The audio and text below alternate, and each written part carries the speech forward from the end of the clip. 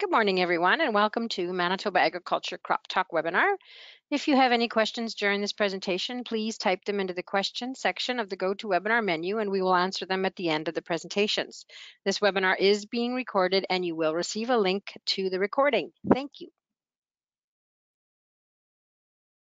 Thanks, Laurie. I'd like to welcome everybody to the September 14th edition of CropTalk. And seems like the days are just marching by here as we get into harvest here and get into the middle of September already, which is, we were just talking that it almost seems a little bit later than it actually looks out there because harvest has been delayed so much. But guys have been going this past week, so we've had a fairly good week of harvest. And but as we're getting into harvest, we're also going to probably see some weather conditions. So I thought it'd be a good day to maybe talk a little bit about fall grain storage, getting a few questions regarding aeration.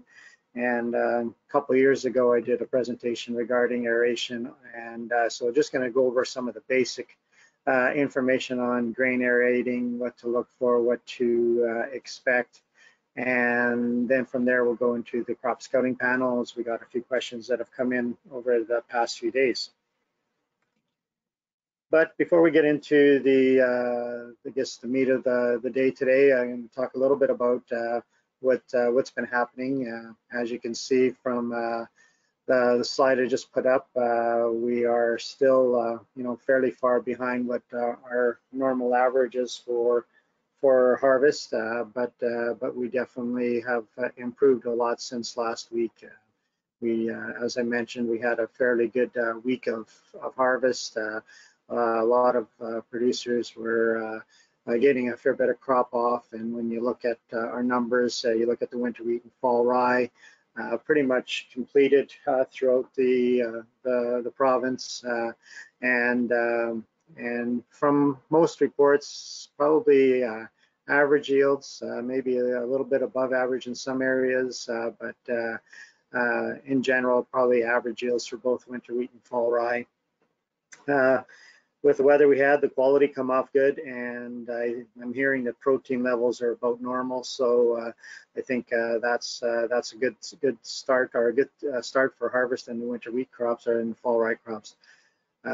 This past week, there's been a lot of talk about getting the crop in, and seeding has begun in some areas. So we're definitely seeing some of that happening already as well. When you look at our cereal crops, probably the biggest jump from the last week has been on our spring wheat. So we've got a lot of producers started into spring wheat this past week, and those percentages have gone up quite a bit. When you look at barley and oats, again, we're pretty much 50% done that crop throughout the most of the province, and some areas higher, some areas a little bit lower, but overall, because of the weather conditions we've been having, the condition of the crop is coming off fairly good. Probably the biggest concern, or the biggest problem we've been having with the cereals is getting them to dry down.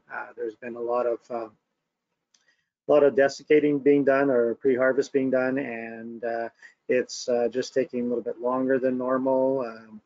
And again, because the crop was planted a little bit later this spring, we are seeing some crops hanging on a little bit longer in the fall. And so having a lot of producers having to look at doing some grain drying, doing some aerating. I know a lot of the elevators have been taking in some tough grain and doing some drying. And I think what's going to probably happen here is producers have been picking off fields that have been ready to go, and now they're looking at maybe having to slow down here, or in some cases we're probably seeing a lot more swathing of a lot of the cereal crops that we've seen in the past 5 or 6 years, and again, just another thing to try to speed up that harvest and get the crop to dry down.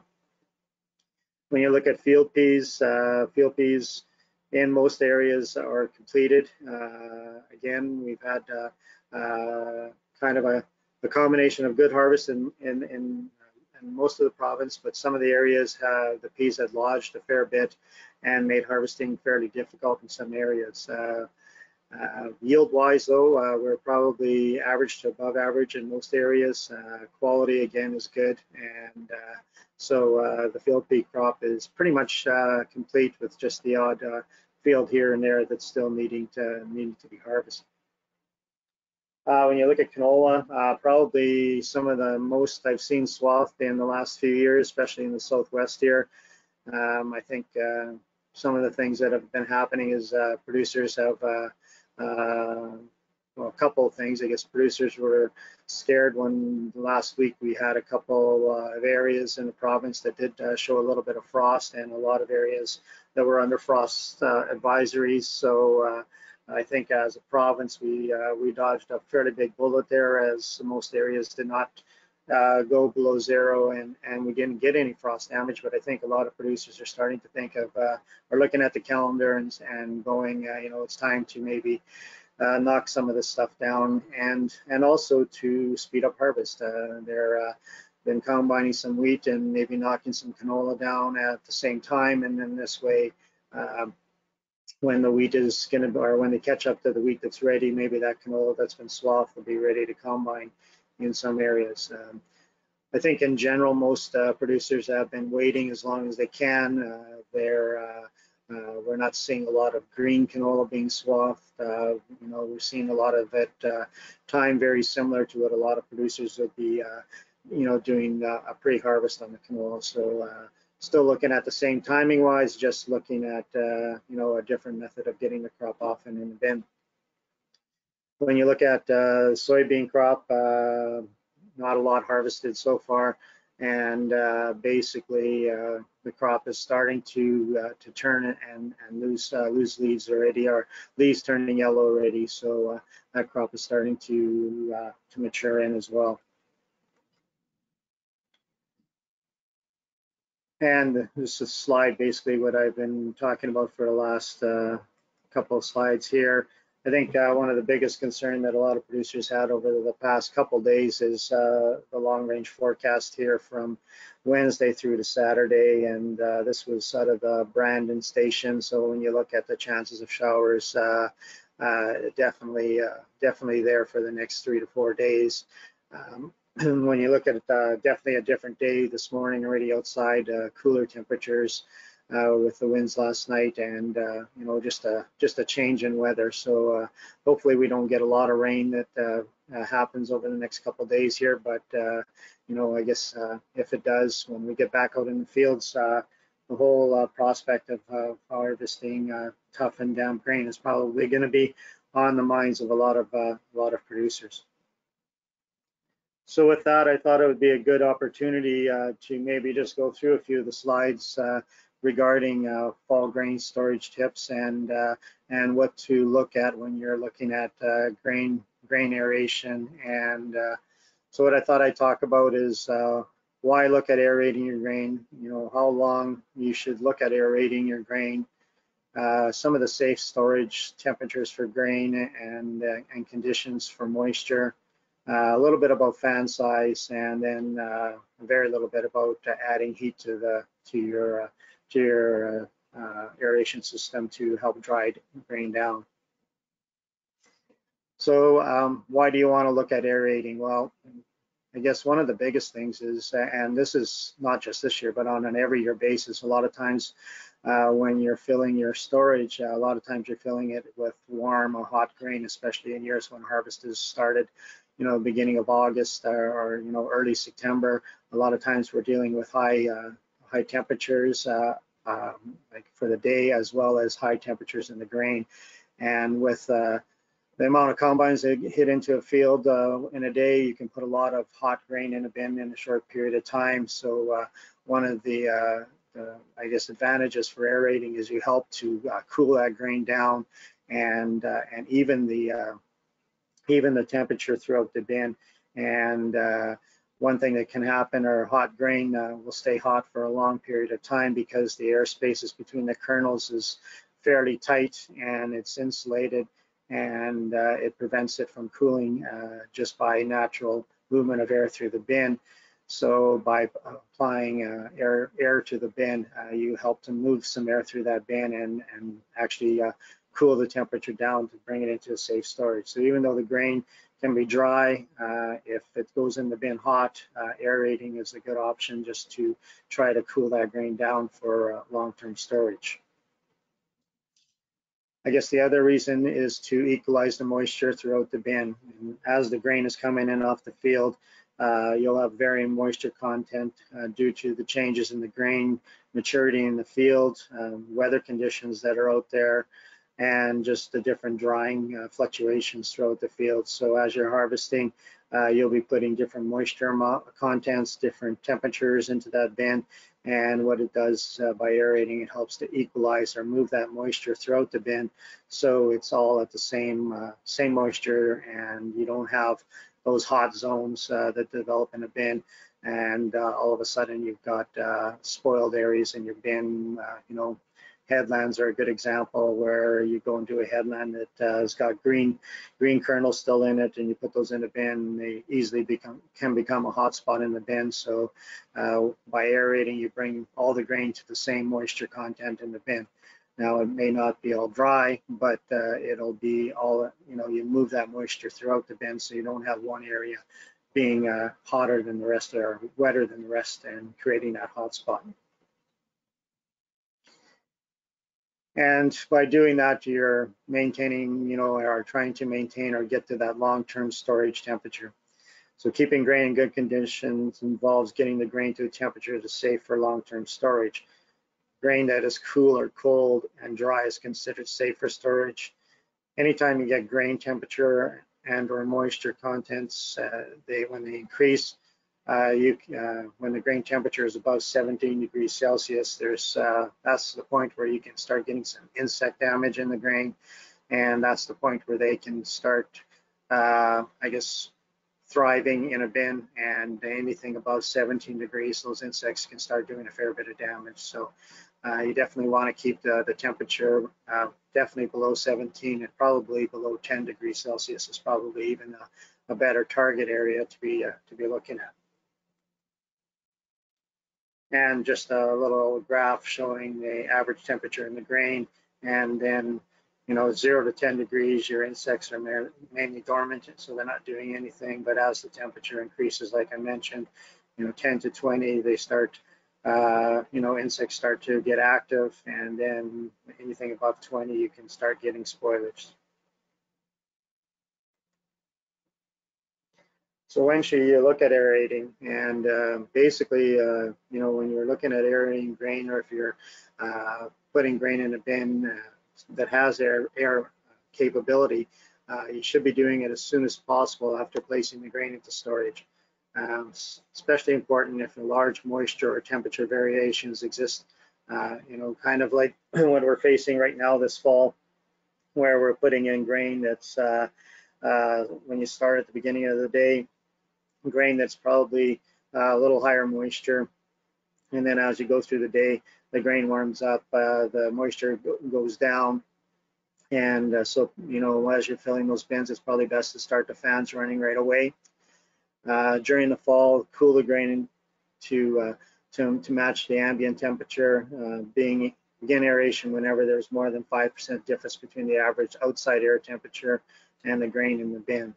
So basically, you're looking at what the temperature is outside and what your grain temperature is going into the bin, and you want to make it as close as possible. This way, you know, stopping anything from getting out of condition.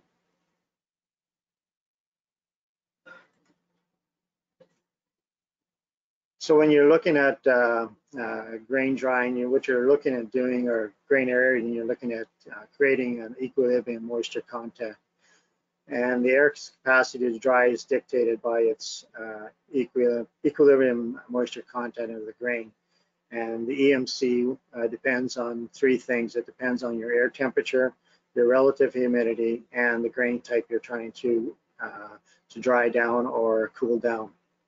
So for every temperature, relative humidity combination, air has a specific EMC point for, or a point where the moisture in the air and the grain have reached a steady state of equilibrium. At this point, the air will not take moisture or give moisture to the grain. So basically what you're trying to do is create that equilibrium between the outside air and inside of your grains, so they're equal. This way, by blowing air through, you're not changing the temperature, or you're not changing the moisture content.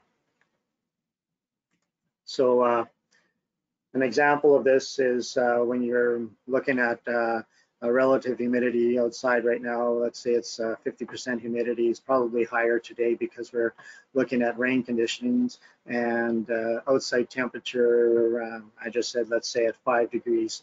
So if the air has a relative humidity of 50% and a temperature at 5 degrees Celsius, its EMC for wheat, and this chart is for wheat, so there's charts for every all the different grains. And so for wheat is 13.1%. That means if you blow air that has a relative humidity of 50% and temperature of 5 degrees Celsius through wheat, the wheat will eventually equilibrate at 13.1% moisture. Whether the wheat started in the bin at 8% or started in the bin at 14%, it doesn't matter. It's as you keep blowing air through there, that's what's eventually going to happen. That it'll equilibrate out at 13.1.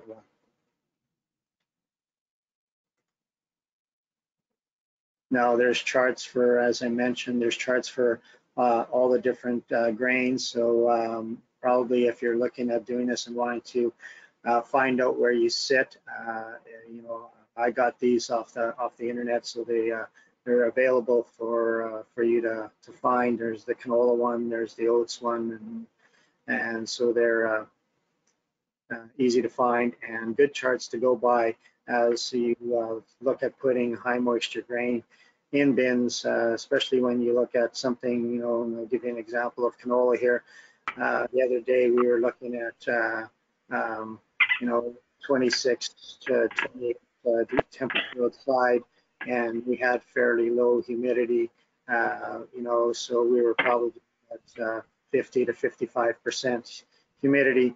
You know, at 26, your canola would have an equilibrium temperature of anywhere between 6.5 to 7. So a condition where you could definitely look at drying some, aerating grain down and drying it at that period. The other thing to look at when you're looking at aeration is your airflow rate. And your airflow rate depends on your fan. Basically, blowing air through the grain will result in the grain conditioning or cooling, or it may result in grain drying. So the airflow rate from the fan depends on the specific specifications and the static pressure, or the resistance to the airflow in the bin. So depending on the grain you have in the bin, there's going to be different resistance to airflow through that bin. And so you need to know what your airflow rate is going through the bin. If you've got peas, for example, in a bin, the airflow rate through the bin is going to be a lot more than, say, wheat or flax, for example, because they tend to have less space between them and harder for air to move through it. That also depends on the depth of grain. So if you're looking at a grain that's fairly wet, sometimes they'll tell you, or a lot of the recommendations are for not to fill the bin right to the top. This way it gives the fans a better ability to push the air through the grain. Filling it right to the top means you're basically putting the fan to its maximum capability. And in a lot of cases, we're underpowered with our fans on bins. So by not filling them to the top, you do give it the ability to push some more air through. Also, the ducting at the top of the bin, if all you're depending on is your manhole at the top of the bin, or your opening for where you put the grain in, your ducting is definitely not going to be as good as some bins which have the ducting on top that allows air to get out. A lot of times what happens is the air is pushed to the top of the bin, the heat accumulates at the top of the bin and then starts to condense, and then that's why you get your moisture created at the top of the bin. And that's a lot of times when you look at bins through the winter, for example, and you go look and there's a crust on the top of the bin, and that's usually why that happened, where the oil moisture got to the top of the bin and just sat there. So again, different reasons are why airflow may be reduced, and why airflow is important for getting moisture out of the grain. So a little it's just something to remember. It's all about airflows. So if you're looking at aerating your bin, so when you're looking at aerating your bin, basically what you're doing is looking at getting the bin to a constant temperature and moisture throughout the whole bin. You're looking at just cooling the grain. You can go with airflow rates of anywhere by 0.1 to 0.2 cubic feet per minute per bushel. Now that's kind of the measurement they use for your flow rate of air through the when you're looking at fans. So for aerating a bin, that's kind of your bare minimum what you would need. If you're looking at setting up a bin where you're going to maybe be able to do some natural air drying or removing moisture from the grain, you need a higher airflow rate, and you need anything from 1 to 2 cubic feet per minute per bushel to look at doing something like that. So that's just natural air drying. That's not counting adding any additional heat to that. But if you're looking at just putting grain in a bin and natural air drying it, you definitely need a higher flow rate, and so you need to know what your fans are capable of doing when you're filling those bins. So getting the right size for the job. So again, as I mentioned, successful natural air drying requires a proper size aeration fan, and the fan must force 3/4 to 1 CFM through the bin of grain in order for moisture to be drawn out and expelled from the grain. That's kind of your bare minimum if you're looking at natural air drying. And when it comes to that, it's probably, I guess, in your best interest, the more the better here. The more air you can push through, the better job you're going to do at trying to bring some of that temperature down in the grain. And just an example, if you've got, and a lot of us are going to bigger and larger bins on the farm, and when you're setting them up, they usually come with nowadays with a full floor and fans, but they usually come on this example, a 25,000 bushel bin with 2 10 horsepower fans. When you look at the requirement for the CFM, you're probably going to be reaching your maximum on that bin when you fill it to about 17,000 bushels. So as I mentioned earlier on, not filling the bin to the max gives you the ability to the fans to blow that air through it, and the other option would be is putting another fan system on. And I see as some producers are putting up some of these bins in the last couple of years, they're going to three fans on some of these size bins now. So again, just kind of a heads up as to your fan size. The smaller the fan, basically all you're doing is keeping the grain in storable condition. If you want to do anything more, you definitely need to go to a larger fan. Just a diagram here of when we look at the kind of floors that we have in our bins and your aeration system. So the top one is a full floor, so basically that's wall-to-wall ventilation on the bottom of the bin, and you can see how as the air blows through and how your layer of moisture moves up in the bin, it kind of on a full floor, it pushes it up almost on an even basis, and then you land up with that cool wet layer just at the top of the bin. When you look at a full floor with a cone, again, very similar. It may be just a little bit smaller wet area on the top of the bin, because a lot of times with the cone in the bin, what will happen is it'll tend to blow outwards and move more of the air towards the wall, and that grain will probably cool and dry a little bit faster than the stuff in the middle. So that's why you're wet area is maybe a little bit more compressed than your full floor bin. When you look at some of the, I guess the original aeration bins had a ducting system in them where you were blowing air in through a tube or through a T in your bin, you're seeing a more variable movement of air through the bin. And as you see, as it moves to the top of the bin, you can see where there's definitely different areas where the cool wet moisture will accumulate as it goes through the bin.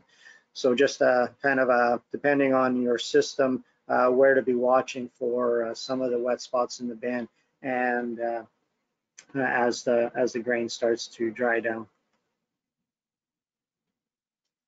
So for natural air drying, I guess I always call this the kind of the good, the bad, the ugly side.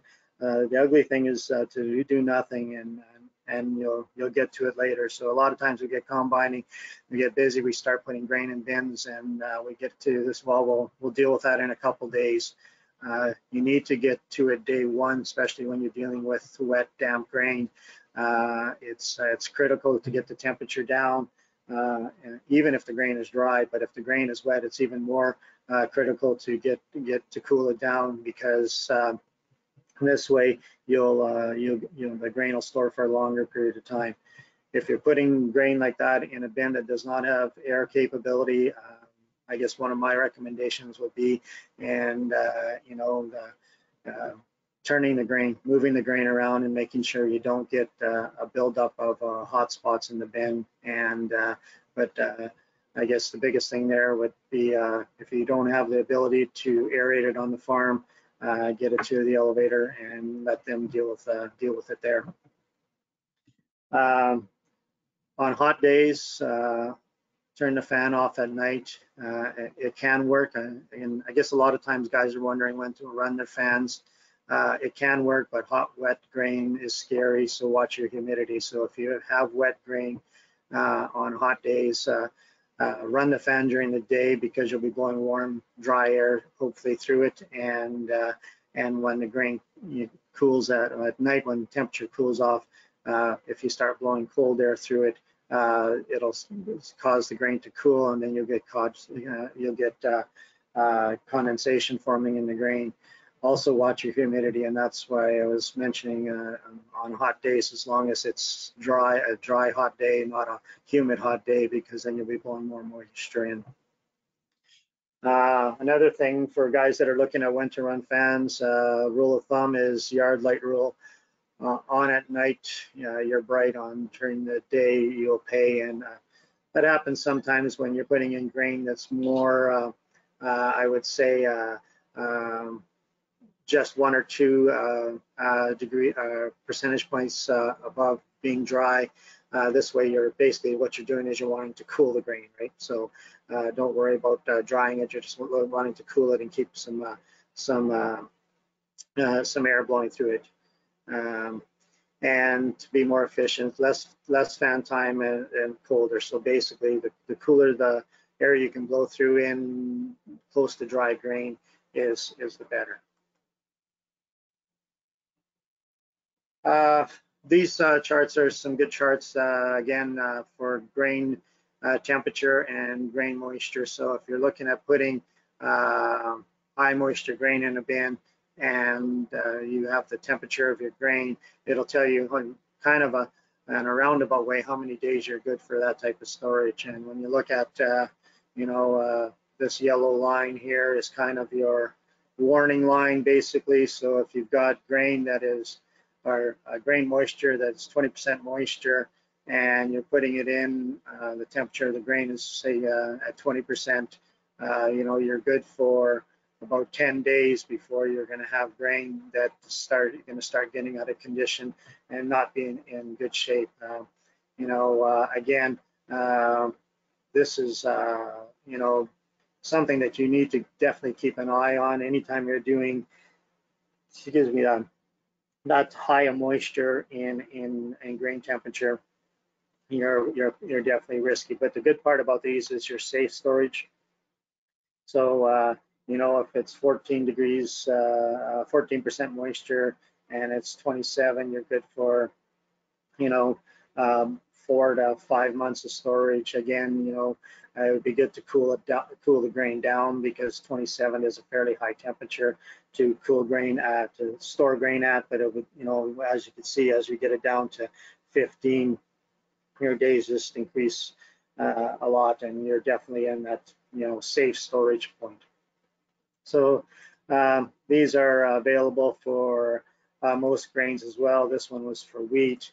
There's for canola, and so there are several different charts available for all the different grains. I didn't bother putting them all on. So yeah, just a few pointers on grain storage and aeration. I think the key to all of it is know what you're putting in the bin. Remember that you're putting, especially on a year like this year, you're putting in a large variant of different type of grain in the bin. So you're going from, you know, grain that's 17% moisture in the morning, or, you know, early afternoon, to 15% in the late in the afternoon, and then by evening you're getting back up to 17%. You know, the bin is going to be fluctuating quite a bit. The other thing is your size of bin. A lot of producers are using big bins now, and you're putting a lot of grain in those bins, and it's your temperature is going to vary, your moisture is going to vary. So start with getting a good sample, know what you're dealing with. If you're concerned with it at all, I guess my key point is run your fans, and just don't shut them off until you're happy with what you have. When you're filling big bins, it doesn't hurt to maybe after a week or so pull a load out and see what you're dealing with. This way you'll get a representative sample of what's happening in the bottom. Very hard to probe those bins and get an accurate sample. So with that, that kind of concludes my talk about grain aeration. If you've got questions, feel free to call. You know, there's a lot of stuff to talk about when you get into grain aerating and kind of do's and don'ts. So definitely feel free to contact any of us at Manitoba Ag, and we can, if we don't know the answer, we'll definitely look at helping you find out where you can get that answer.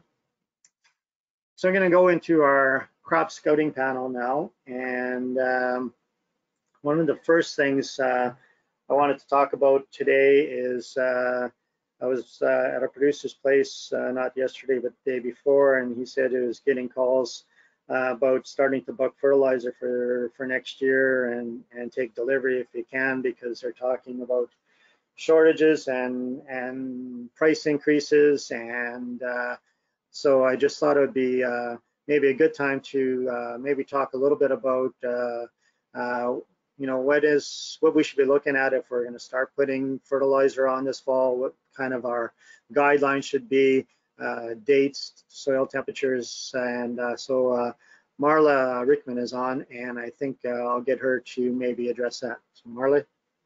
Thanks, Lionel. Yeah, I'm covering for John Hurd this week, which is unfortunate that you have to listen to me talk about this. So after this morning, I had a call with somebody from the fertilizer industry, and I asked the question around, you know, the fertilizer prices and what's going on. Essentially, the message right now is fertilizer prices, especially when we're talking about nitrogen, is they're very unstable. A lot of this is dependent on what's happening in Europe, and as we see fluctuations in natural gas prices, then this is and gas demand and all of the stuff going on globally is affecting these prices. So it's really hard. We have seen jumps in nitrogen prices, but it's really hard to predict exactly what's going to be happening in terms of price fluctuations into the future. when we think about, you know, if we're trying to push things into next year or changing time of year, supply also becomes a bit of an issue. Manitoba, most of the suppliers for fertilizer kind of rely on this historical 50-50 split in terms of 50% in fall and 50% in spring. And so if we're all of a sudden trying to push everybody to applying in spring or everyone to applying in fall, there are going to be supply issues that come along with that. So it's just something for people to keep in mind. When we're talking about application though, with nitrogen, we recognize that there's high risks of loss for applying nitrogen when the soil is warm, when we're dealing with fall fertilizer application, especially fall nitrogen-based application.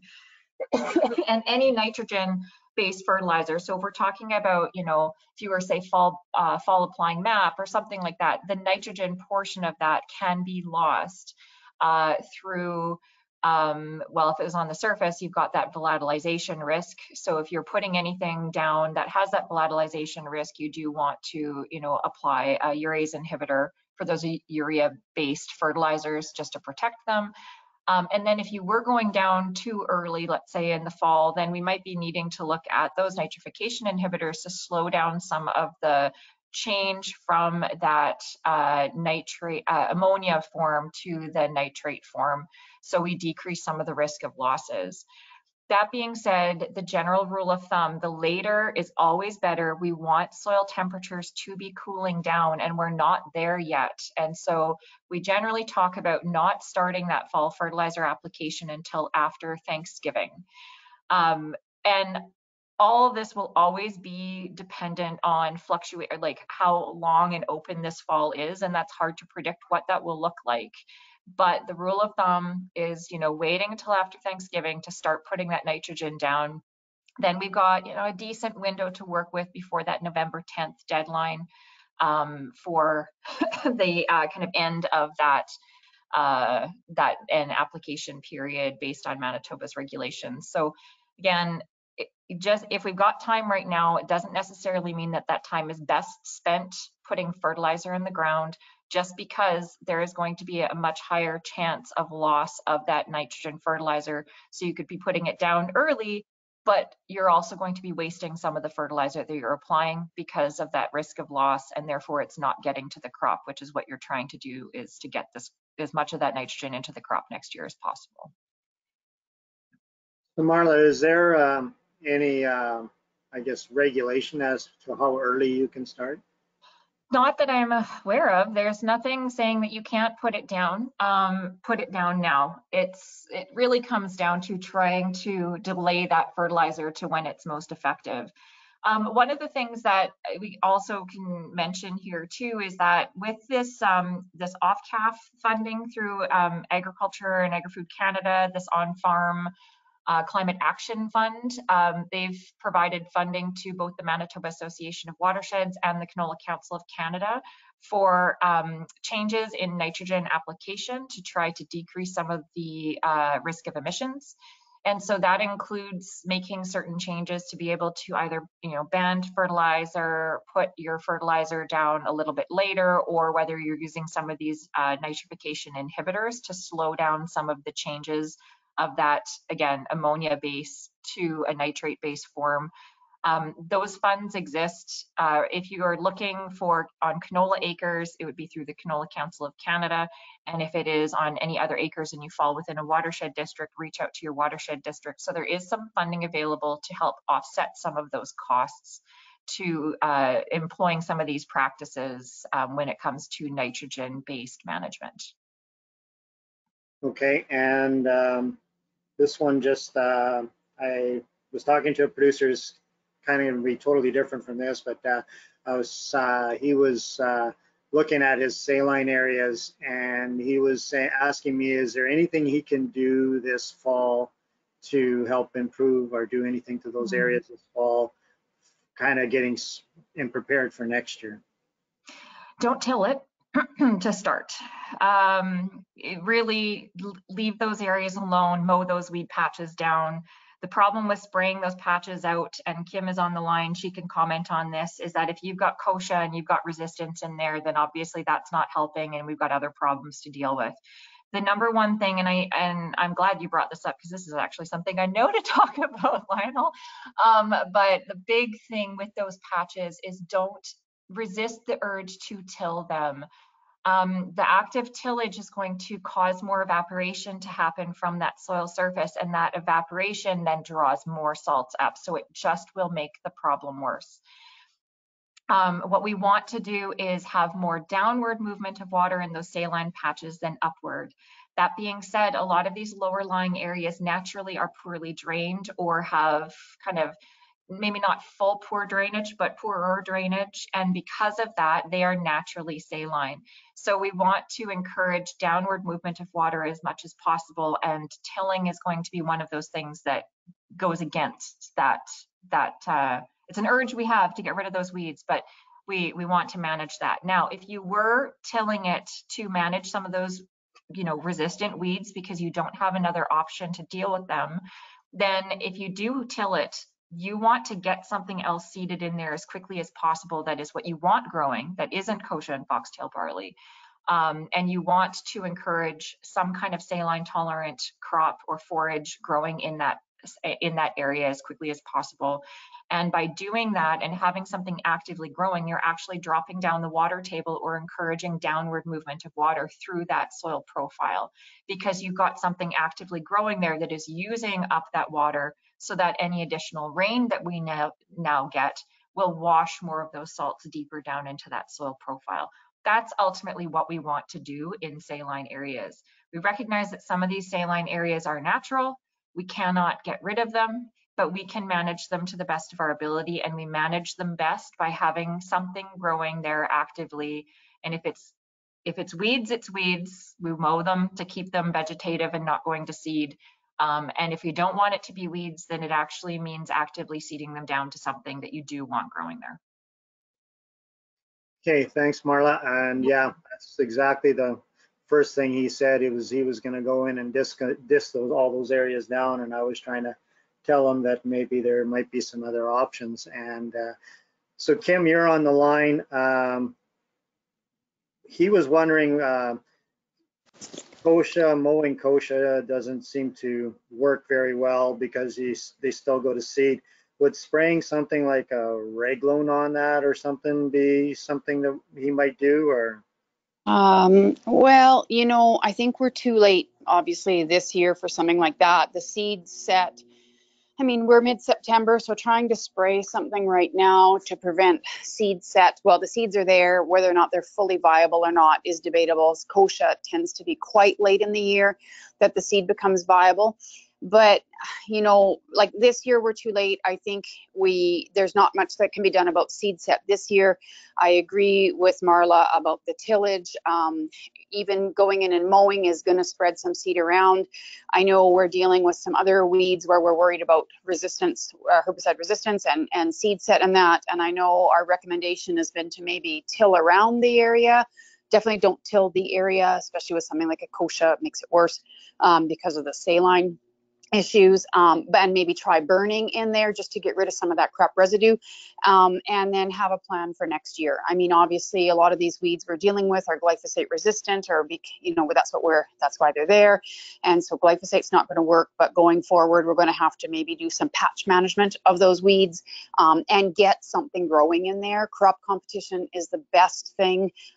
You may not be able to have a crop in that area for a while, if ever, and if that's the reality, then we don't want you in there tilling it all the time. Those weeds are just going to grow. It's going to make it worse.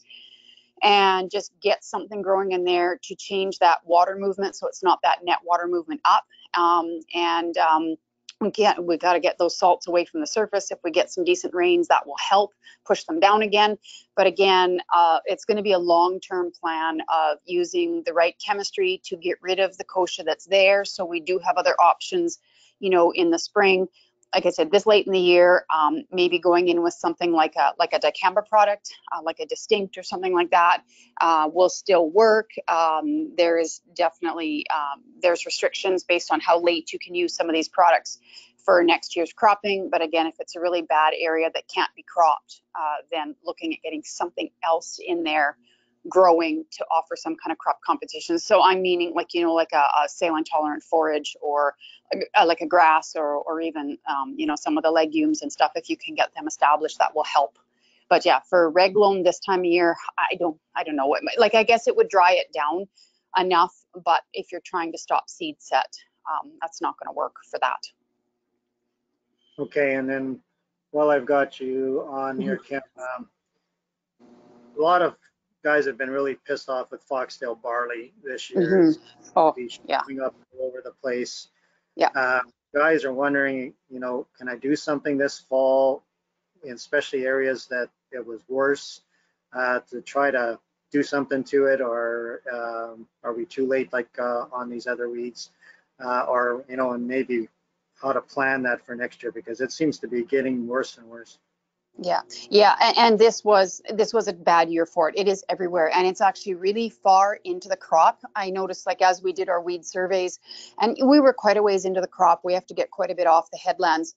Finding foxtail barley far in, like, you know, 300-400 feet from the edge of the crop, and normally we've never seen that. I mean, I don't know if it's all the way through all of these quarters, but normally we just see it right on the edges. It's definitely got worse this year, and we know why. We've had a couple of years of drought. We've had that had poor crops. We've had that net upward movement of water, like Marla talked about. The salts come to the surface, and something like a foxtail barley does well in salty soils. And so when there's salts present, it grows well. And the thing is, it grows well because nothing else will. So again, it's a two-pronged approach.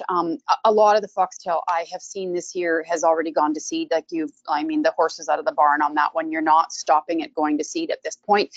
If you can get in there and mow some of that, there's some of it that's a touch green, so maybe those seed heads won't fly around too terribly much.